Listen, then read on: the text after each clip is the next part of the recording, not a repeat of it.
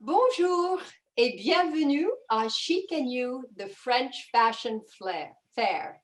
I'm Mary Ellen Kennellan, and as the Executive Director of the Alliance Française of Chicago, I'm delighted to welcome you this evening.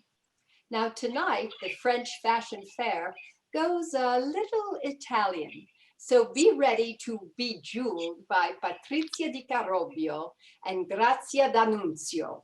But before we get started, I have a few tips for anyone who is new to Zoom.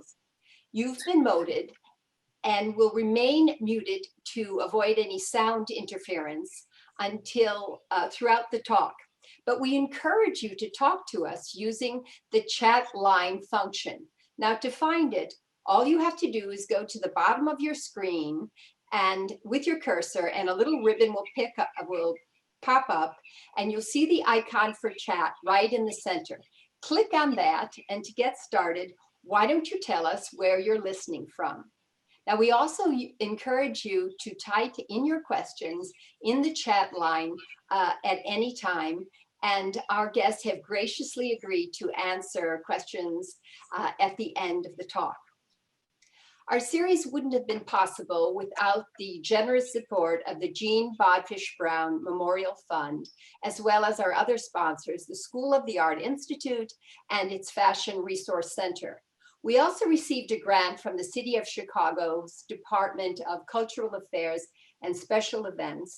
Not only is it underwriting part of our series, but it permits us to offer une entrée libre, a free admission to students who are studying the French language and culture in universities across the Midwest and even closer to home with the Lycée Français de Chicago. I also want to offer a thank you more than mille fois to the thinkers, the creators of this wonderful series, our co-curator Alexander Aubry from the Fashion Resource Center, from an early supporter, one of our guests tonight, Patrizia di Carobio, and from our very own Director of Programs, Aimé Laberge. And now it is my pleasure to introduce Grazia D'Annunzio in conversation with her friend, Patrizia di Carobio. Grazia teaches fashion journalism at the Università degli Studi di Milano, and she hosts the series Addressing Style at New York University's Casa Italiana Ferilli Marimo. Prior to her 25 years in New York as a special project editor at Vogue Italia, Vanity Fair, and Architectural Digest, she was the deputy editor of Vogue Italia and the first editor-in-chief of Italian Glamour. I guess you could say that Grazia loves la moda, but then don't we all? So shall I say bienvenue, or perhaps benvenute a Grazia e Patrizia? Signore. Aimé?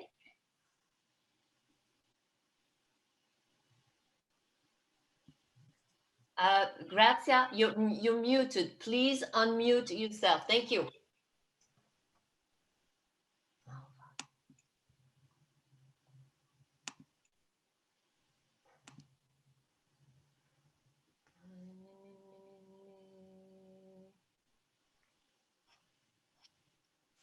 Where is she?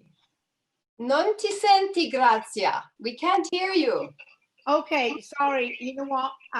All of a sudden, thank you very much, Mary Ellen, for this wonderful introduction. And all of a sudden, with this kind of a crazy technology, I had on my screen that the host unmuted you. So whatever, here I am, and welcome all of you to Bejeweled, this conversation that I hope you're going to enjoy with my dear friend Patrizia di Carobio. So let me introduce briefly to her. Patrizia is a transatlantic lady, so therefore she's quintessentially chic. She was born in Canada. She was raised in Europe. She's Italian at heart, and she's cosmopolitan by choice. So Patrizia is especially one of the most prominent and internationally known jewelry connoisseur and dealers. And she's the author of 3 books on jewelry. The last she wrote, Next, is a book that it was translated in English, Next, and is called Be Jeweler. But the other 2, Next, written in Italian, were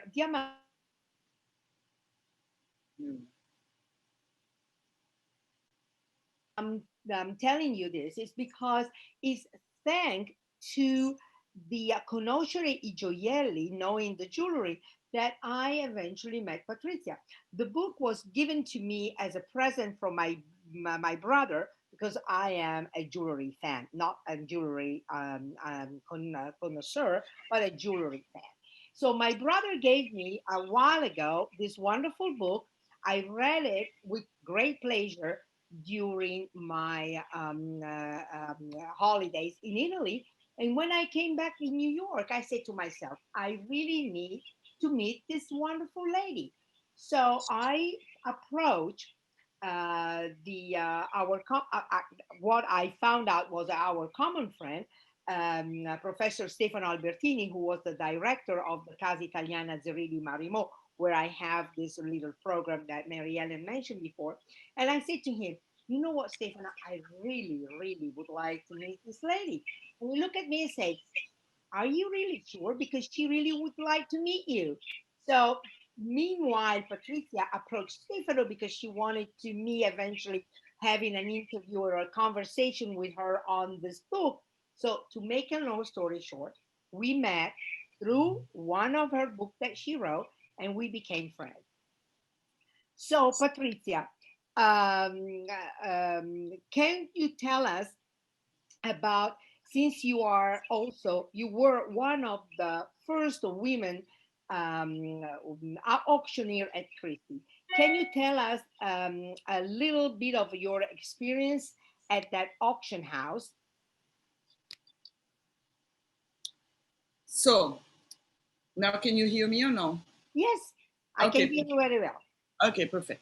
So hi everyone. And you will notice that even though I'm Italian, I have a French accent. So that's the first mystery about me, right? But I went to school in Switzerland and Belgium, and I graduated with a baccalaureate and not una licenza liceale. So strange, but that's what you hear in my accent. But I am Italian, and I have an Italian passport, and I have an American passport. So now here we are talking about jewelry, and yes, about experiences. I've been in this business now 40 years. It's a lot of years. When I say it, it scares me. But yes, I was the first certainly woman auctioneer at Christie's New York. And it was strange. It was 40 years ago, or maybe 38 or 37 years. And when I said, I want to be an auctioneer, they sort of looked at me. It was Christie's was British at the time. And they sort of looked at me and said, okay, are you sure? I mean, it was like so strange to have a woman. But I have to say that it was a lot of fun. And probably I left after 11 years to open my own business and become a trader and a dealer. And the thing I miss the most is to be up on that podium and that adrenaline and that moment of being in the moment. There is nothing else. The world can come to the end. You are in that moment. So yes, it was fun and it was unusual. And now there is a lot of women auctioneers, so I'm not an exception anymore. But maybe I created a trend. Okay. Do you still go to the auctions? Right. I mean, in these I days? go to the auctions, yes. I go in both ways, which is I buy and sometimes I sell. But what my advice is to people who are thinking of going to an auction, don't get caught in the frenzy. You have to be really extremely disciplined. This is piece of jewelry is worth X to me, that's what I will offer and not one penny more. And it's very difficult because it's a little bit, you get carried away, and that's when then you have something that you remain married to for a long, long time. Okay, thank you, Patrizia. Now let's start talking about jewelry. And next, in a month or so, we will all be binge watching the fourth episode of the first season of The Crown. So I would like to start our conversation with a very regal accessory. Next, I'm talking about the tiara, and here we have an example of July 2020 when Beatrix of York married with Edoardo Mapelli with a tiara that Queen Elizabeth gave her. Next, and back in few years ago, it seems so long ago, Meghan Markle on her wedding date with Prince Harry wore a tiara that another tiara that Queen Elizabeth gave her. So, first question, is tiara, Patrizia, having a comeback, or is just a dusty, outdated piece? So tiara is definitely having a comeback. There is no doubt about that. And actually, there is some people in my industry, if you want, or in my world of jewelry, that have providers of tiaras. Obviously, people don't wear them to go to the supermarket, but as much as I think you can wear many other things to the supermarket, and that's why I say it like that. But people, yes, want them. Do they wear them often? Probably not. I would say for sure not. But it means something. And I think it really applies to everyone. So tiaras used to be, a noble thing or a sign of belonging to certain castes. I think today actually it expands to everyone.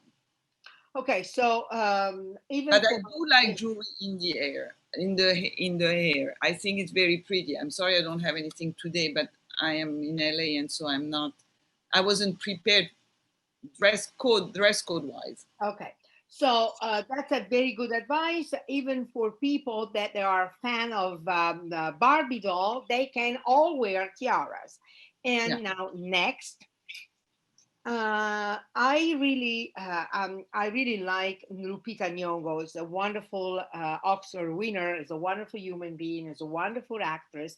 And from a fashion point of view, she also started a kind of trend. The trend is having this little teeny tiny precious headband gracing the hair. So, do you like the idea of wearing something sparkling and eventually precious, but not too stiff as the tiara? So, yes, I love it. Let's remember also that it was not always.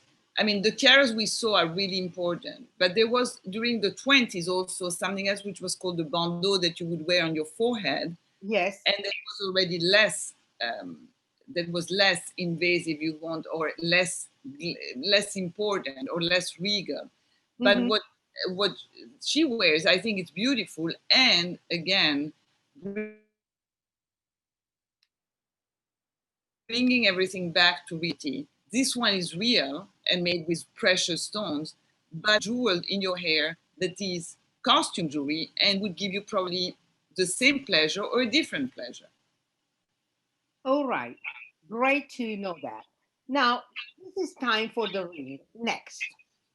So, can you please tell us the do's and the don'ts in choosing an engagement ring? Grazia, we don't hear you all the time. Huh? Okay. But, okay, I heard you. The do's and the don'ts about an engagement ring. In choosing an engagement ring. Yeah. So let's talk about boys and let's talk about girls in this world, or who is going to buy the ring and who is going to wear the ring. Okay. Yes. So for who is buying the ring, I would say if you want to make a surprise, you need to take a long time before to prepare and try to understand exactly what she would like. If you're the one receiving it, maybe you have to give some hints, or if you think you're going to receive it, maybe give some hints about what you really would like, and particularly what you really do not like at all. You don't want to come to a situation where you receive something that you hate. That's one. Jessica Parker in Sex and the City, when she has to, you know, when she says to Mr. Big, I don't like the ring, should I return it? Right. Yes, So, I understand that. okay, so you don't want to even, you want to try to avoid to get to that point. The other thing which is to me a big important part is this: don't spend more money that you can afford. You're going to look at this ring every day, and this ring has to make you smile and bring you back to why is this ring in existence and why your partner is wearing it. And if the money that was spent prevents you then from having other things in your life, don't do it. Did I see couples?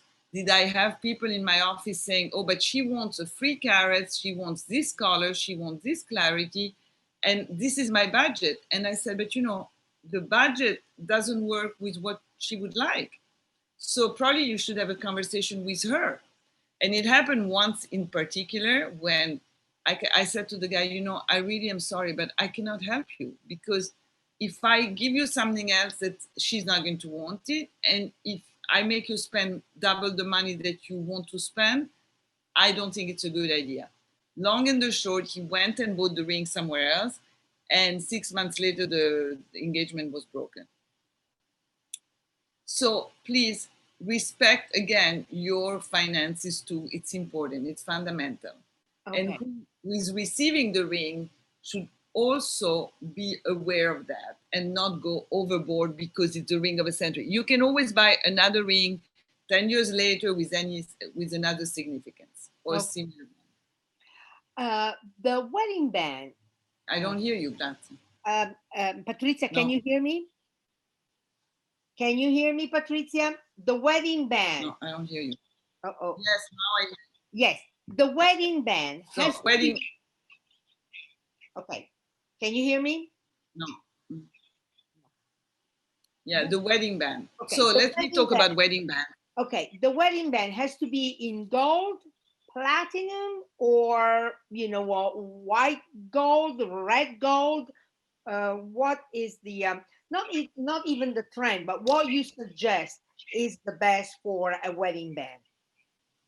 So I like wedding band which are made of metal and not of stones.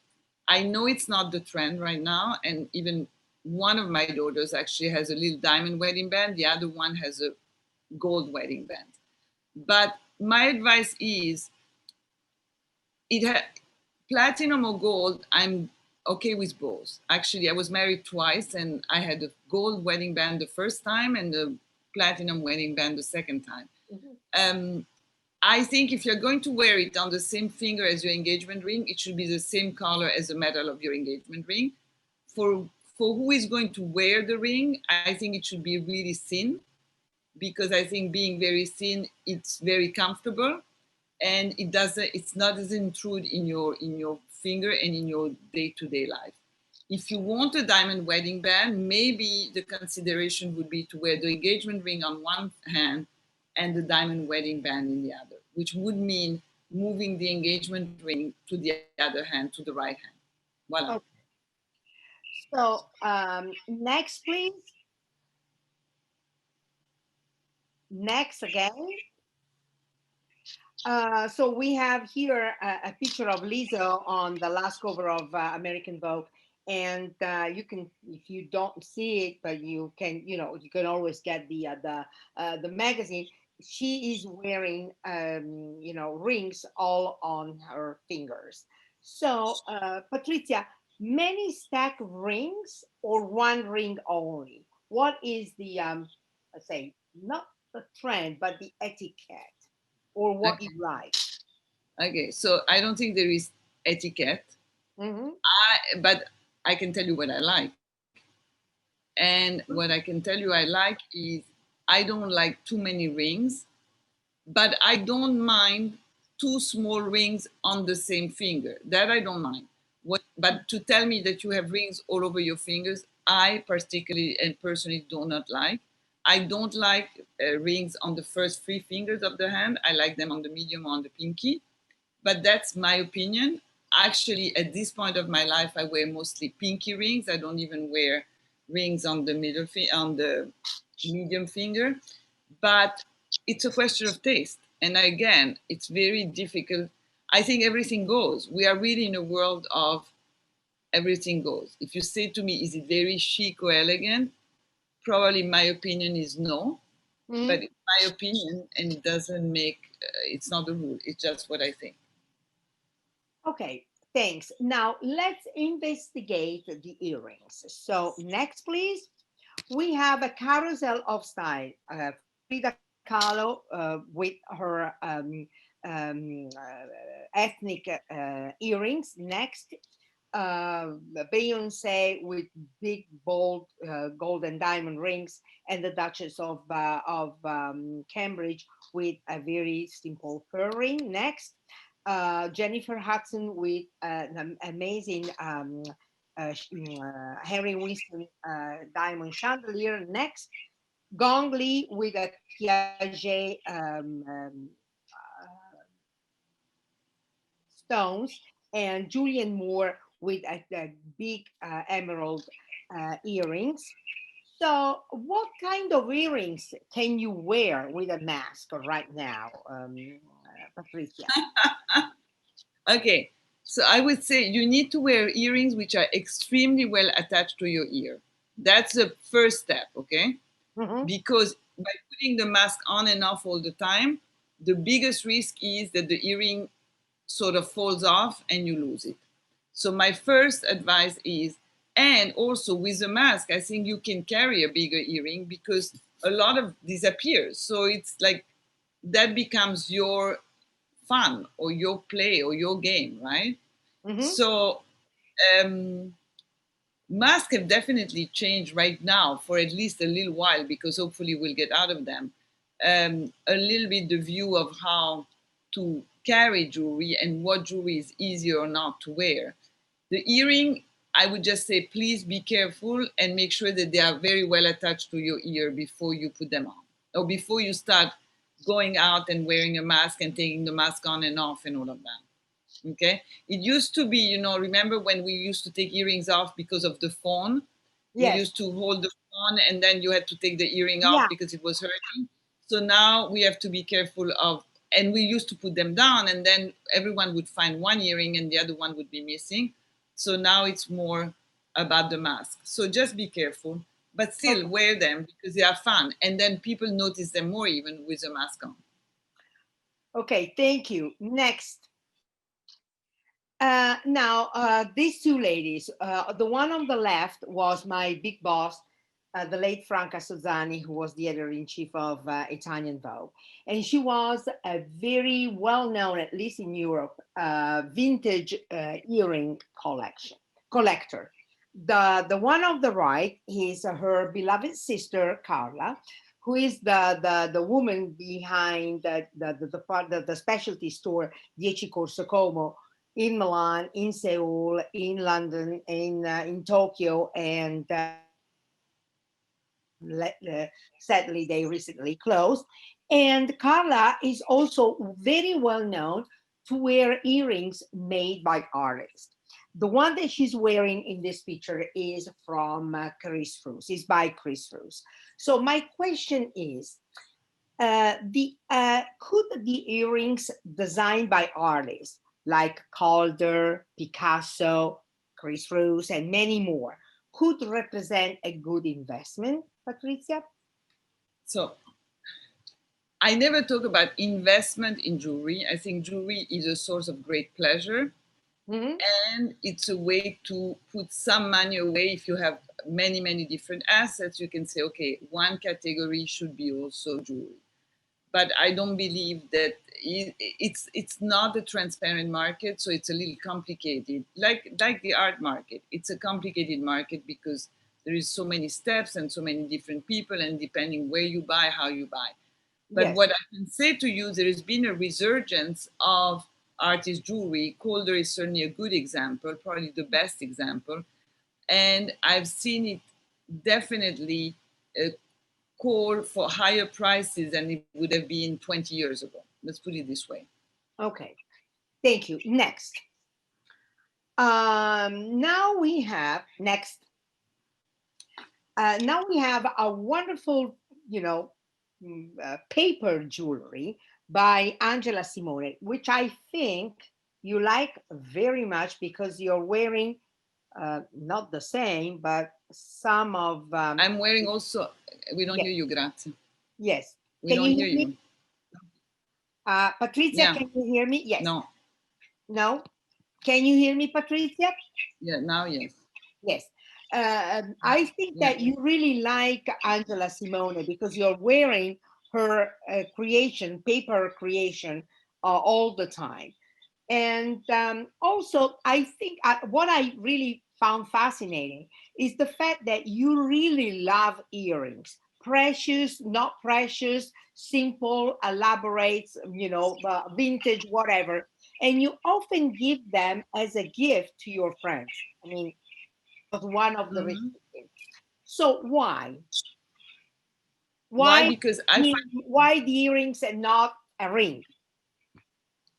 Alors, the ring I could never give to a friend because you never know the size. It's a problem. Earrings, I think earrings can be extremely intimate because they are on the ear, and the ear is an intimate part of our body. But they can also be very much fun. They can speak a lot of things. And when you find something that is fun and that you enjoy and makes you smile, you want to share that fun with your friends. And then it's fun to pick up a pair of earrings that I gave to a friend of mine in Palermo, by example. And when she wears them, she thinks of me, or she calls me, which otherwise maybe we wouldn't speak. So it's a way to communicate. It's a way to sort of interact, even from far away. And why do I like Angela? Because I think it's full of imagination and extremely light. So I have these big, bold earrings and they weigh nothing. So it doesn't pull my ears down. Great. So now, ladies, it's time to wear some bracelet. So next, please. Okay, charm bracelet. This special bracelet was given to Elizabeth Taylor from Edith Head. Edith Head was a Paramount, very famous. Grazie, we don't hear you. Oh, sorry. Can you hear me? Yes. Yes. Edith Head gave this bracelet to Elizabeth Taylor as a gift. Edith Head was a very famous costume designer who worked for Paramount. She got gazillions of Oscar, awards, and she is responsible for the wardrobe of Grace Kelly, among the others. All Grace Kelly's movies with Hitchcock, and some movies that Elizabeth Taylor did, including The Cat on the Hot Tin Roof. So, question. Uh, is the charm bracelet having a comeback or not? Alors, number one, charm bracelet is definitely having a comeback. Why? Because I think people we're going back to souvenirs, we're going back to our past, we're going back to creating memories, and a charm bracelet is actually a good way to create memories. You put one, you put two, you put Sure. three. What I love about this bracelet of Elizabeth Taylor, they are actually these chips that you see were the chips were your ticket to go to the theater in London in the 1800s. So that was how people, instead of having a little computer and show your tag or whatever, that's how people used to have a box, and that was their sign of their box. So I love that idea. But I think I see a lot of charm bracelet coming back. Okay. And I like the idea of creating your own, not of just taking a bracelet and.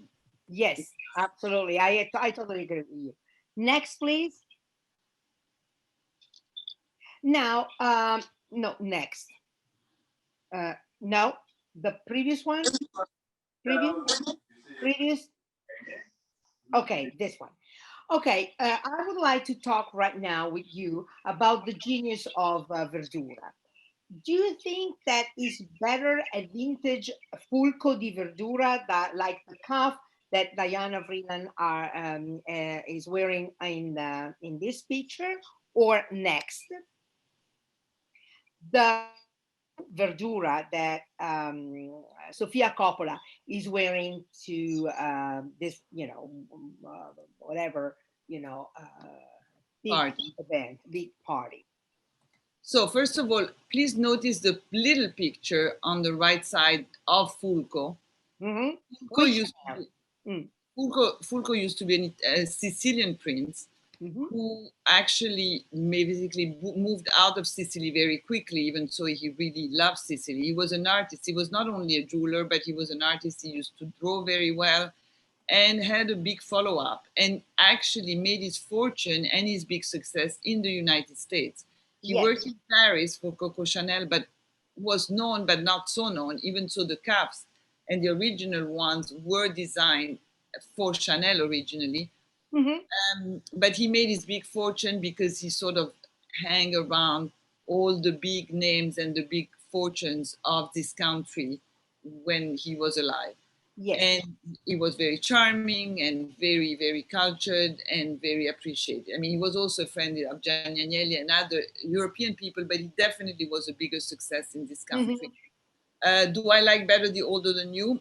I am one who, in general, likes the workmanship of the old better than the new.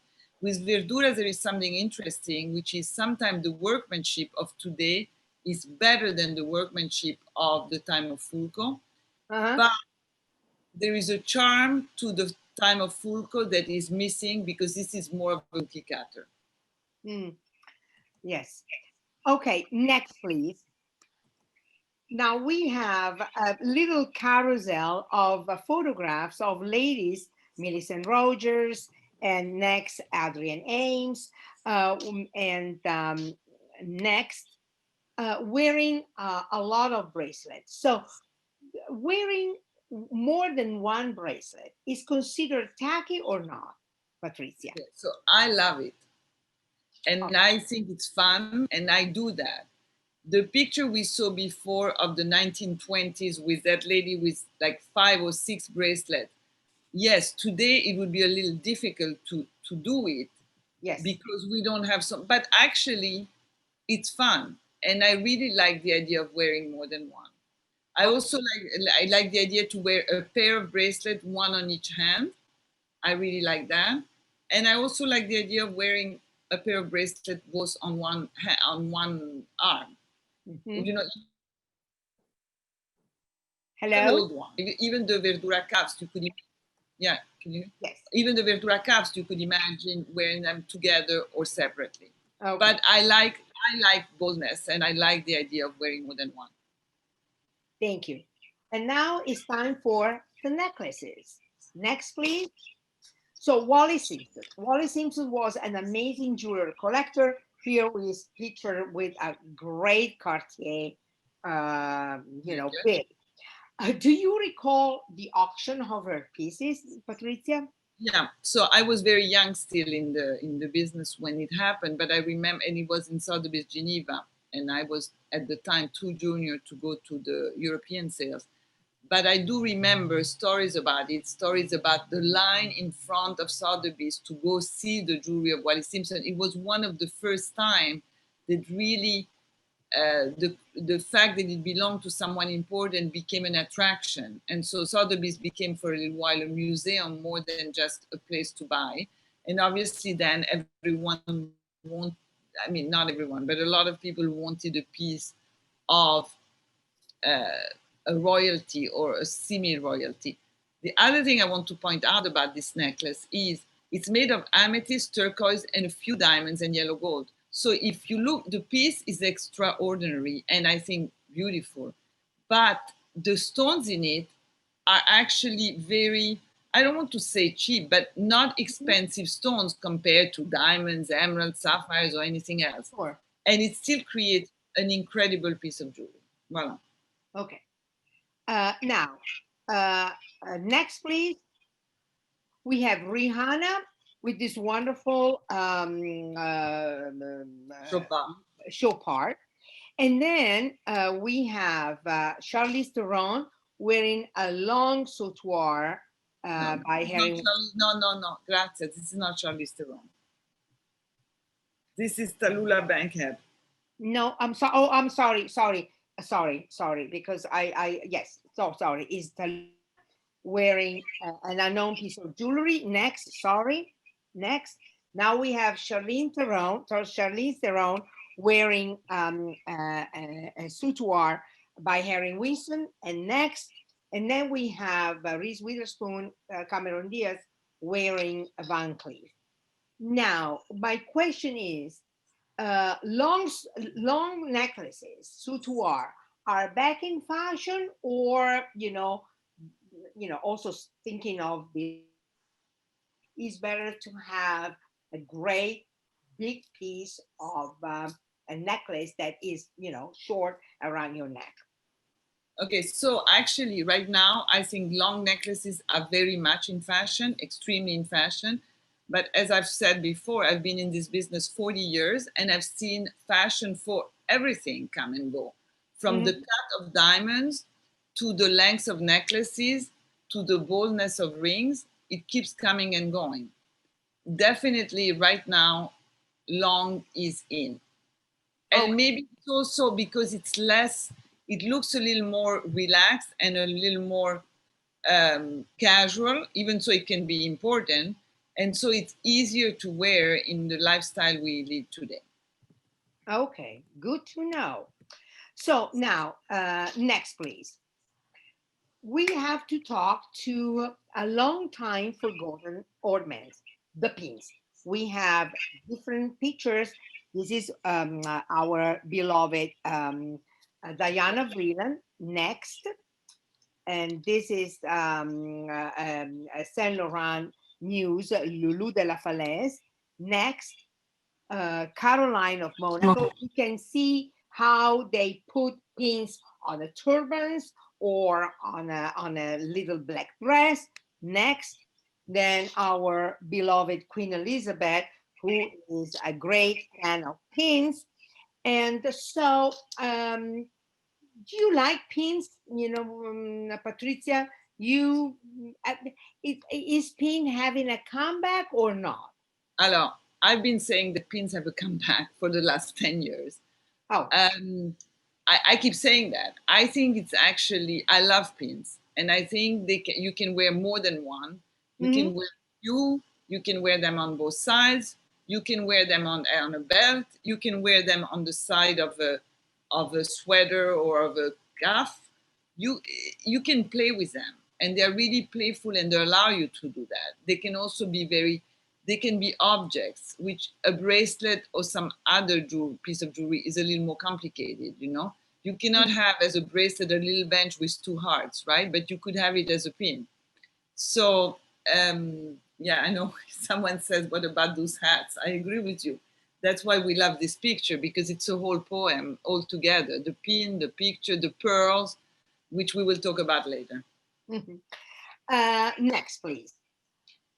Madeleine Albright was very well known because she, apart from her political, career, but because she was also a collector.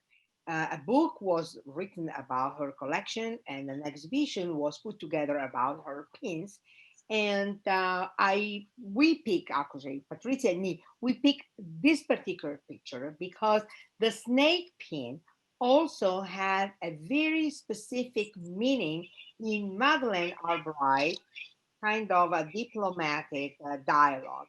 Can you tell us something about this pin, Patrizia? Yeah. So what I want to say is what I've heard, because I never met Madeleine Albright, but is that actually she used her collection of pins to go to meetings and signify something.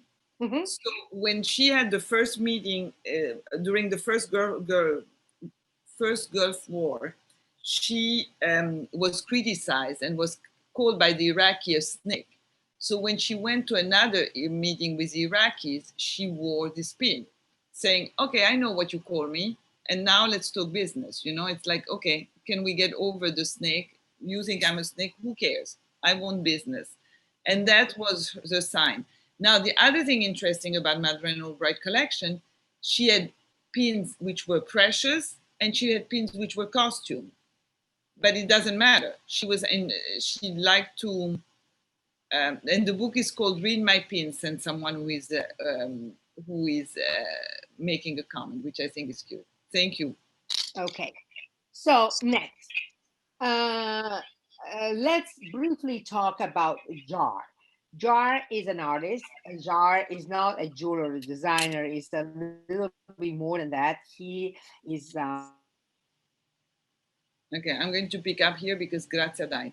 So Jar is, first of all, an American boy. I'm picking up Grazia because you died. Yes, okay, go. Jar is an American boy.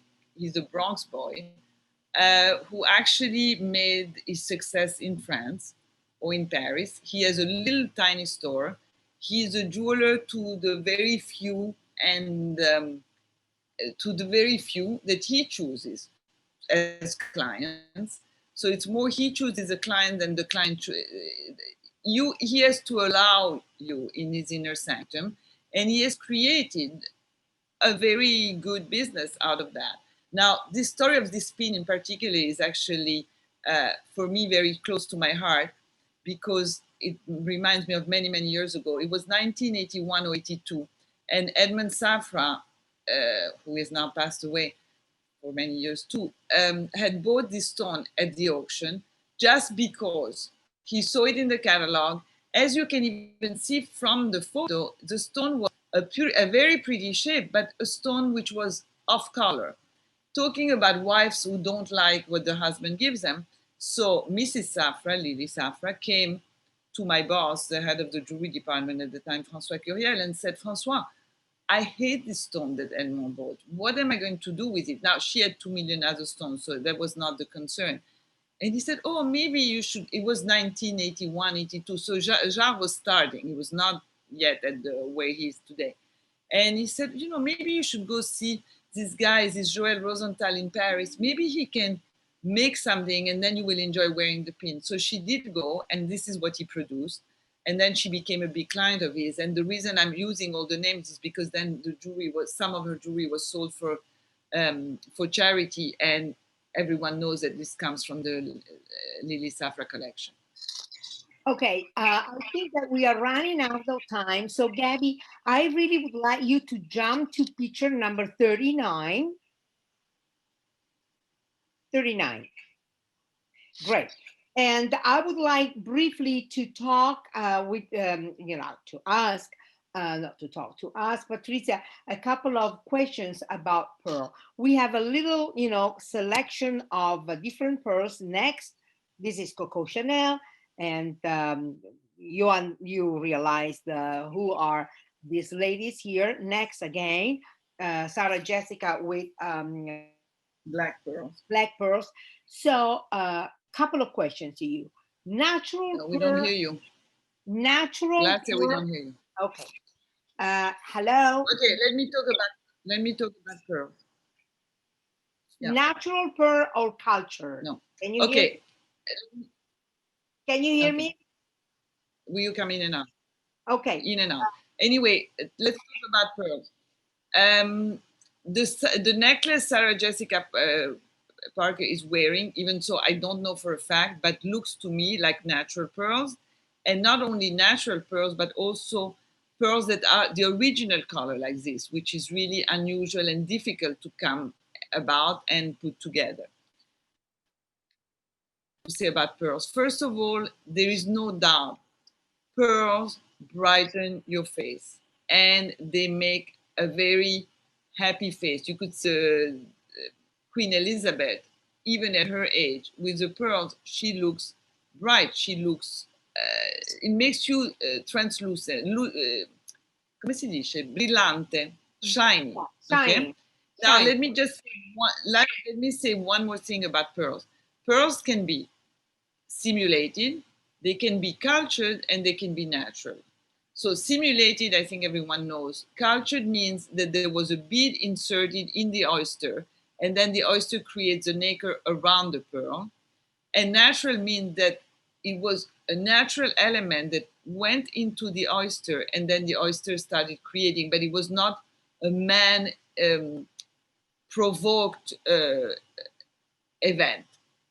Natural pearls used to cost a lot of money. And when I say a lot of money, there was one necklace of pearls that was traded for the Fifth Avenue mansion where Cartier, the jewelry house, is now, which is on 50, I always make a mistake, I have to count, 49, 50, on 52nd and Fifth Avenue.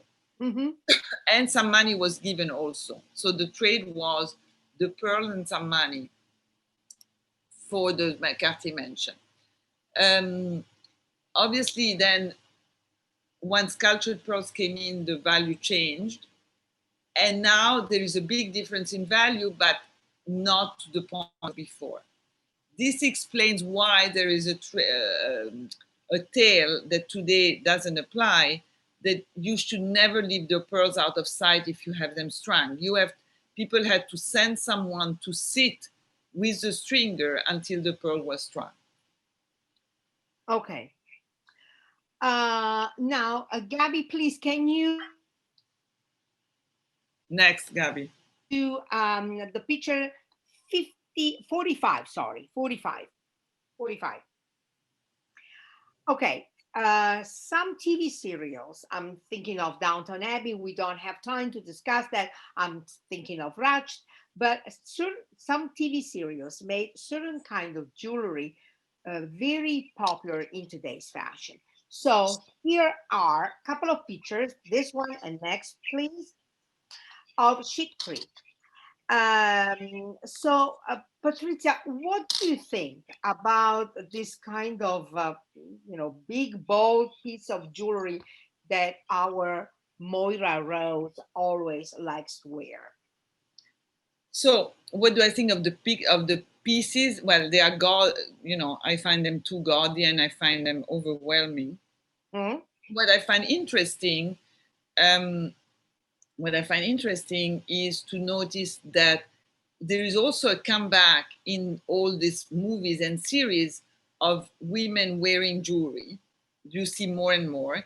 And more, they don't borrow the jewelry, but they actually create the replicas. Downton Abbey is the best example of that. And you can even buy the pieces that were produced for Downton Abbey. As far as Schitt's Creek go, and I would like to go to the previous picture for 1 second. Thank you.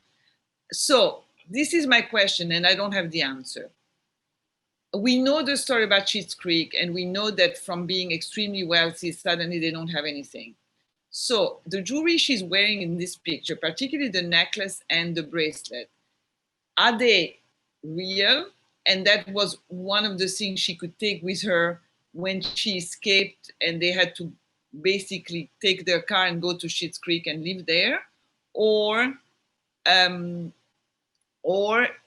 is it really costume and she was wearing costume in the mind of the... So I don't have the answer, but each of you can decide what they think is best. I think the earrings, I don't think they pretend to be real. I don't think the ring she's wearing on her right hand pretends to be real. But the other two, the big diamond necklace and the ring, the bracelet on her left hand, I think absolutely could. So up to everyone to decide. And this is the last question, and I say goodbye to everybody, and we are open to all the questions that you might have. Patrizia, back to the beginning with the tiara and with diamonds. Are really diamonds the girl's best friend? So I think the real, why do we call diamond the girl's best friend? Diamond is definitely a very strong, hard stone, much more durable than the other precious stones, which are sapphires and rubies and emeralds. So if you think about a long time that you're going to wear something, the chances of it surviving the long time is much better on a day-to-day basis for a diamond than anything else. So in that sense, I would say yes, they are. Well, that is great, and we are over. So thank you so much for being with us tonight. And we are here open to every kind of question you might want to ask. Thank you so much.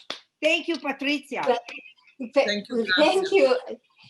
Well, let me, before we begin the question and answer, which is going to be conducted by our wonderful director of programs, Émile Laberge, I just want to say thank you, grazie mille, for this incredible whirlwind trip tour through the world of jewelry, to your very personal view, to the trends, to the do's, to the maybe a little bit don'ts, but to just all the intricacies of it, and what jewelry means. It's souvenirs, it's a way to communicate, and you brought all of that to view, and so we thank you mille fois for that. And now I'm going to turn it over to Aimee, and let's ask some of the questions. Merci Patrizia, merci Grazia. We do have a few questions, so let me see who you pick it up, either one of you or both of you. The first question is to confirm that the person who did the beautiful paper earrings, I mean, they're fabulous. They look like metal, and they must be so light. I really love this concept. Was that Angela Simone? Yes. Okay, good. Angela Simone. And someone asked if those are available in the US. I don't know if they're available on the US, but I know for sure they are available in on Amazon.it, Italy. Yes. And I think otherwise they can also write to me on Facebook, on Instagram, and I will give them the contact of Angela, and then she can ship. Super, because I think that's something I've never heard about before, and I think that's definitely the future of jewelry. Wonderful. Patrizia, can you be closer? Yeah, bring closer. So we can see what you're wearing. And she's wearing, you know, Angela's. They're gorgeous. Okay, we have a question about que pensez-vous du bracelet de bras porté par Laura Carmichael at Downton Abbey? So what do you think of the bracelet worn by Laura Carmichael in Downton Abbey? I'm not exactly sure myself what it means. Maybe you do. It's the one on her upper arm, the beautiful gold one. Yes, that she wears. one here. Bracelet de bras. What do I think of it? Again, if you say this comes from actually, I think a habit more that was very Sarah Bernard and very Indian. In the Indian tradition, there is a lot of, I think they're called baju bands, and they are bracelet for the upper arm instead of the lower arm. I think it goes well in the time of the 20s with no sleeve and those dresses that were coming down. You have to have extraordinarily beautiful arms. And I was going to say. Absolutely do it. Yes. If you have, I wouldn't show you mine, but if you have just a little bit of, sort of not perfectly solid, don't do it. Don't attract le regard sur cela. Okay, I have a really interesting question because I really want to hear you on this, both of you. Thank you, Patrizia. Are there any pieces of jewelry that you particularly like on men? So I can answer for sure that I love cufflinks. My father had a big cufflinks collection and used to love them and wear them. I don't remember my father actually ever with shirts with buttons, but always with cufflinks. And I like watches. I don't like them so big, but I like watches. I am not in favor of tie pins, but what I do like is a little pin on the lapel if it has some meaning for the person. That I do like. And I like cufflinks. And I like also, if you have a family ring, a chevalier. Chevalier. You can wear on your pinky. This is it's very nice. And I actually like men wearing wedding bands. Wedding bands? Mm-hmm. I like them. That I agree with Grazia. I don't like men who don't wear wedding bands. They're very British. Yeah, I actually do like men wearing the wedding bands also because you know that they are already engaged. So you like married men? No, I like to focus on people that are not married in order not to make she wants to be clear. Any mistake, right? Okay, thank you. Let me get to the other question. There's so many. Thank you for all the questions. That means you guys are really fascinated by all that jewelry. What is your view of Baroque pearls? They're fun. They're funky. I don't have a great view of them, I think they serve the purpose of, again, making you look very lumineuse. And being cheaper, they have that advantage. But it's not like I have a great opinion about them. Okay, and there's another question about pearls, and I'll come back to the diamonds after, but because it's pearl too, Ellen says, what do you think of buying culture versus natural pearls, and also old pearls versus new ones? Is there a lifespan for pearls? No, some pearls die, but in general, not always. There is not a real lifespan. I don't have, I mean, I prefer to wear natural pearls, but natural pearls is a completely different ballpark financially than cultured pearls. So if you know, a ring is one thing, but if I want a long strand of pearls, several, like we saw in one of the photos, then you may have to buy cultured, because otherwise you would have to break the bank. Mm-hmm. I just want to tell Pauline, we will get to the picture. We'll make sure we show it before the end, but I'll get to the other question. What are other popular diamonds after the so popular De Beers on the market? What's that? I didn't understand the question. What are other popular diamonds after the so popular De Beers? No, but De Beers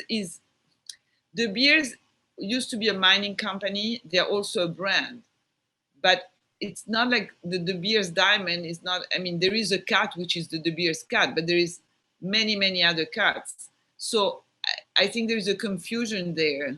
Diamonds come from many different places, a lot of them today in Africa, but over time they came from many different places in the world. India was definitely one of the big producers.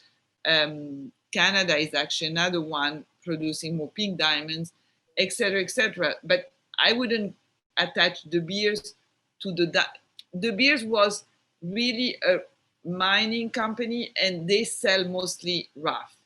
Then they also went into the retail business. So De Beers, when it started, would sell boxes, and they still do, to a few diamond company in the world who would buy a box and then cut the stones coming from the box. Voilà. And I think De Beers were the one who were the genius that made diamonds. The girl's best friend, yes. Yeah, so there was a real marketing campaign, as you say. It's Yeah. not the diamond itself; it's the marketing. Because they were pushing diamonds, but they didn't care what shape. They wanted to push the idea of diamonds versus something else. Now, there's another question about diamond. How about the new man-made diamonds that are virtually indistinguishable from the real? Okay, I'm sure you can distinguish. Well, you can. No, actually, I cannot. So I don't have that pretension. I could only distinguish in the sense that if I took a loop and I saw no inclusions at all, I could have a doubt that it's not a real diamond. But wow. But structurally, it's the same thing. But I'm going to ask you this a very simple. I'm going to ask that person a very simple question. Would you rather wear a leather skirt or a simili leather skirt? I would not buy a simili diamond. I would either buy a absolutely obviously fake, or I would buy a real. That's my view. Well, exactly. Yeah.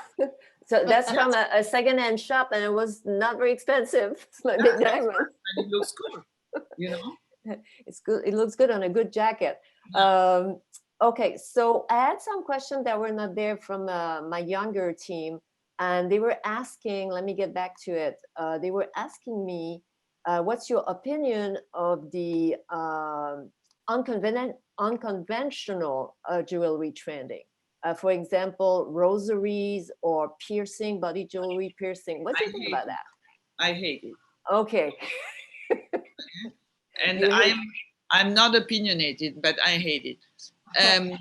No, I don't think you would use. I don't think it's right to use a. You know, you can be religious or not, but I don't see any reason to.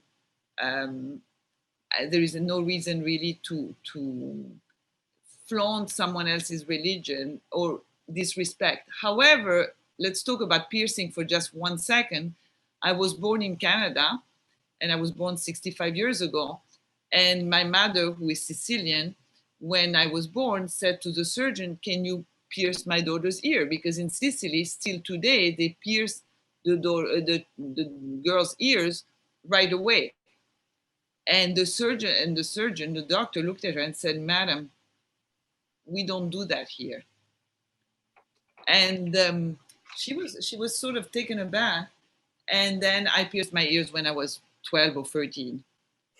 So, but as far as piercing your body to destroy it, I think it's very aggressive. But you know, I say that, and then I wear pierced earrings. So, well, I guess then your answer would go the same way about if tattoo are the new jewelry. well, I don't like tattoos, and I think again, as soon as your skin is not perfect, the tattoo doesn't look so good. Right. Absolutely right with it. Especially think when you're going to be, 70 years old. And Esatto. now you're young and beautiful, and have a wonderful tattoo on your chest, on your neck, and sometimes on your arm, and everything is collapsing, and the flesh and the skin is not that tight. You're gonna look. I want to say definitely. It's going to be a problem. This is going to be a problem. We spend so much money on beauty cream. We spend so much money on trainers in order to build up the little muscle that we have left. Then on top of that, having a tattoo. No, thank you. No, thank you. Okay. You're killing me. And you're so right. There's a question. We don't hear you now. You don't hear me now? I don't hear you. I think it comes and goes for Patrizia because we were able to. Okay, now yes. So are we going to make the slides available? This is what I'm going to tell everybody. We will have a recording available. We will send it with our thank you, and then it will be posted on our YouTube. But just to remember that maybe some of those pictures are not copyrighted, so they are not to be circulated unless it's in a private manner. I have a special request, Gabby, if you're still there, to go back, if you guys permit me, to go back to slide number 10 because it went too fast. And Gabby, if you can share your screen just for a few minutes with slide number 10. That is for Pauline, who had a special request. She said we skipped too quickly on it. Et voilà, Pauline, is that what you wanted to see? I think so. That's the one that was just before the Vogue magazine cover. So what's on this, Grazia? I'm sorry? What is on the picture? On the picture is Lizzo, and this is no, it's not Lizzo. It's the one before Lizzo. This picture, you mean? Yeah. Do you see it? Okay, I'm going to answer. These are, different rings. I mean, we have Pomelato rings, we have Chevalier rings, and I don't know who else, we selected, but there are a selection of rings that they can be worn together. Okay, so that's what we wanted to see. Thank you so much, Gabby. You can stop sharing the screen. And now, unless someone has another question, I think we've gone around a lot of things. If you have more questions, don't hesitate to get in touch with you. There's a lot of things coming up in Italian. Oh, there's one last question. I like this one. Why Pomelato is so expensive? Well, not that expensive, no more expensive than other brands. But you know what, Patrizia, you are the expert. It's not more expensive than other brand, but I would say if you compare, I mean, I hate to make names, but if you compare Cartier and the Pomelato, you would say that Cartier is more famous than Pomelato. Sure. The reason, Pomelato is extremely well made, all made in Italy, which at this point is not anymore, Cartier is not all made in France, but I'm saying Cartier as an example, I'm not the, and remember something which I've explained to many people. When you go into a retail store, you pay for the rent, you pay for the coffee, the bottle of water that you were offered, the way you are being serviced, the smile of the person who is trying to help you, the packaging, etc., etc., etc. So unfortunately, one is the cost of the jewelry itself, and then one are the costs which are added and which are part of retail.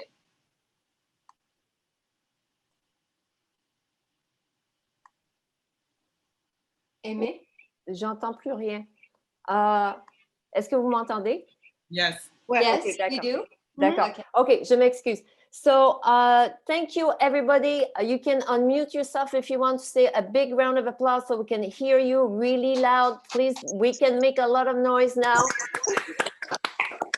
thank Yes. you, Patrizia. Thank you. Thank you Grazie. Grazie, all. Grazia e Patrizia. Grazie. Molto. Thank you for being with us tonight. Thank you. Thank Thank you. you. Thank And you. now Fabulous. Meraviglioso. I will say good night to everybody. À la Thank you. prochaine. And for our guests to just stay a little bit on just a few more minutes, okay? Mary-Ellen, Grazia, Gabby, and Patrizia, okay? And, Oh. and thank you to everyone else. Thank you for joining us. Thank you. Ciao. A bientôt. Au À revoir. bientôt. Merci beaucoup. Bonne Et nuit. bonne soirée. Bonne soirée. Bonne soirée. Ciao. Bonsoir.